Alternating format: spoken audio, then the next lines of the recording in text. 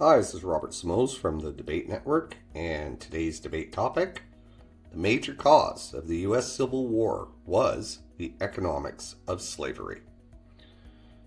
My affirmative argument is, yes, the South lagged the North in industrialization, preferring to rely on its captive labor market of slaves. Laws prior to the Civil War illustrated that the U.S. had racial divides that revolved around treating slaves, people, as property.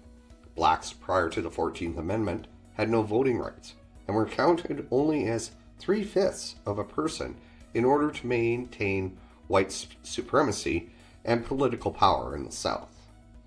Certain states' constitutions actually enshrined the right of people to own slaves.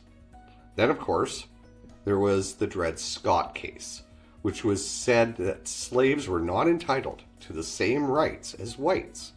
In the famous Supreme Court decision, Chief Justice Taney said the following of blacks: "Being of an inferior order and altogether unfit to associate with the white race, either in social or political relations, and so far inferior that they had no rights which the white man was bound to respect." The U.S. Supreme Court said the racist thing out loud. As such, southern states like Florida, Mississippi, and 9 others wanted to keep and expand slavery westward, which was, of course, opposed by abolitionists. In 1860, when Lincoln was elected, he did so with no electoral college support from the South. This was a sign that the South's dream of political power over the federal government and this issue was gone. The South had only one choice: secede in order to keep the institution of slavery that drove the economy, or accept slavery would be abolished. Remember, this is 1860 we are talking. Slavery had already been outlawed by the British around 1800 and totally ended in the empire around 1833. Yes, a very slow process. The U.S. Civil War brought about to retain the economic interest of the wealthy Southerners by the continuation of the expansion of slavery. That's what it was about, pure economics of slavery. Now, one more thing.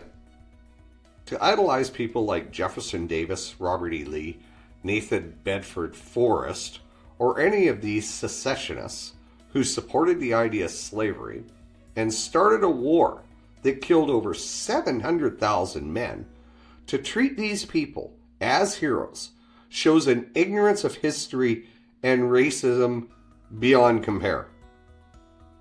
Disagree? Don't hide in the comments. Come and debate this or any subject, no matter how controversial. It has been said the only way to get over our differences is to discuss them.